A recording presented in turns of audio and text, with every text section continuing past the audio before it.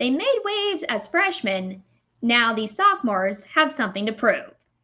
Hey everybody, welcome to After Action Report, your recap show for Ultimate Night matches to keep you caught up on all the action. I'm your host Megs here for the Call to Action podcast channel, here giving you the stats breakdown for this week's match, as well as taking a look at some competitors who may have debuted in the digital era but have since transitioned into this new studio. But first, we're going to take a look at this match between two competitors who debuted last year, since have become pretty well-known personalities, but only one of them can come away with a win in what is likely going to be their last match of the season. I am, of course, talking about Rick the Rager Raddis up against the Boston Badass Paige for Betty. Coming out of round one, Raddis is up by 4, 9-5. In round two, Raddis defers to have Betty spin first, who takes Mel Brooks on her first spin.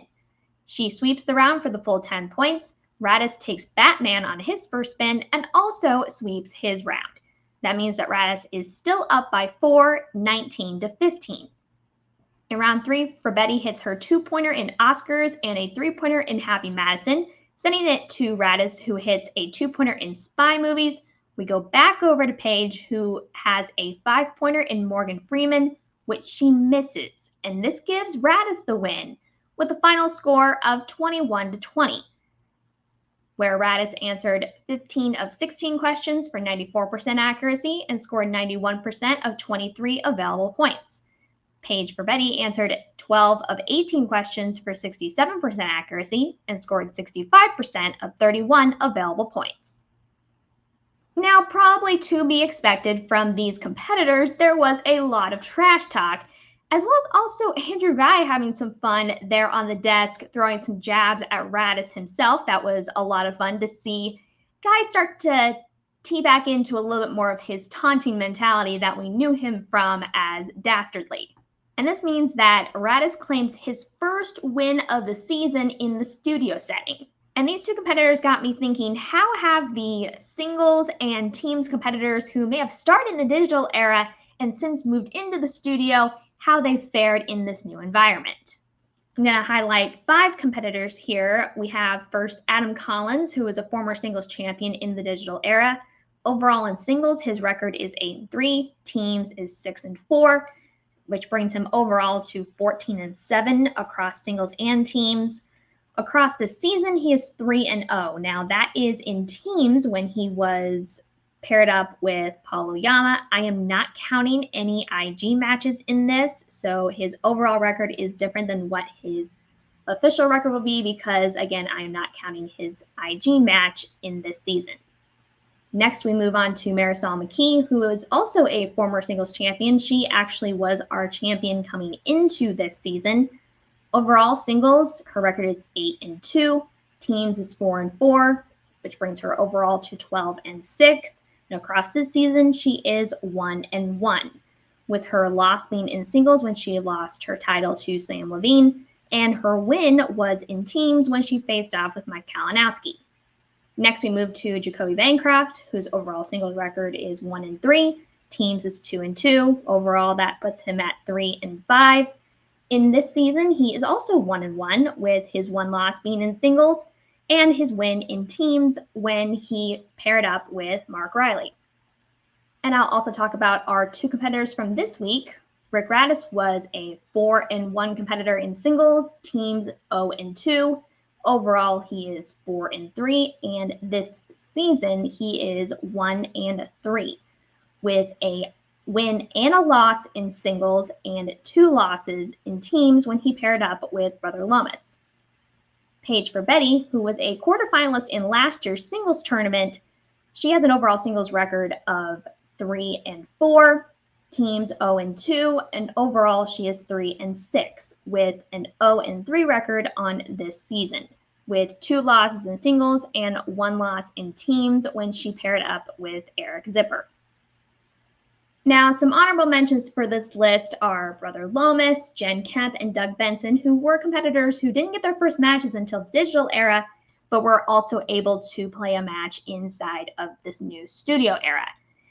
2 other competitors that also started in 2020 were Barbarian and Clee Wiggins. However, their first matches were actually in the old Collider studio, and then they transitioned into digital and then we're able to get back into studio when we moved in for this season. So they didn't quite start as digital babies, but they did start in the year that we went to digital. So I had to make mention there as well.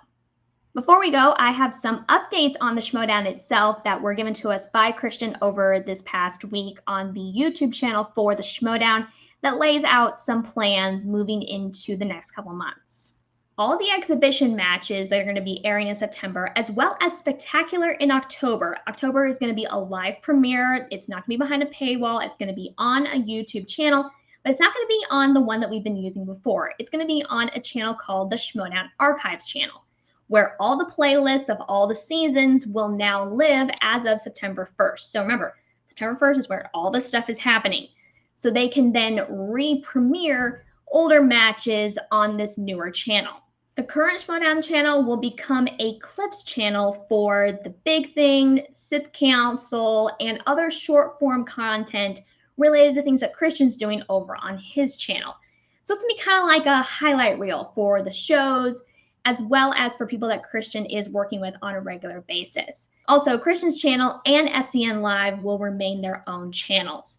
All the links for all these different channels are in the description of the video that Christian did over on the Schmodown channel, and I will have a link for that show in the description of this video to go and check out. And the other big thing is the Patreon for the Schmodown will move to include The Big Thing and other things that are on Christian's channel Patreon right now, as well as old Schmoes Know content. So understand that all those tiers will change as of September 1st. And that's most everything that I got from that video. Hopefully we'll be getting an announcement of the card for the Spectacular here soon. And as soon as I'm able to, I will do previews of the matches that we're going to be getting. And that's going to do it for this week's episode. But don't worry, I'll be right back here next week covering next week's match, where we will see a teams match between rookies Sean Wienblade and Glory Jean going up against Kevin Smets and Mark Andrago. Now, the final #1 contender match for the Star Wars division is also airing over on Patreon this week. Because that's behind a paywall, I have not been covering them. However, if we do get an announcement that we're going to get a Star Wars title match at Spectacular, hoping that's true, I will do a preview show for that match, so I will be able to cover and talk about the matches that have been happening thus far this season to give you a little bit of a preview of what we might be seeing, hopefully, at Spectacular. But that is yet to be determined, so stay tuned. If you haven't already, make sure you hit like on this video, you're subscribed to the channel, and leave comments with your thoughts on the episode. The match breakdowns presented here will be posted on Twitter and Facebook.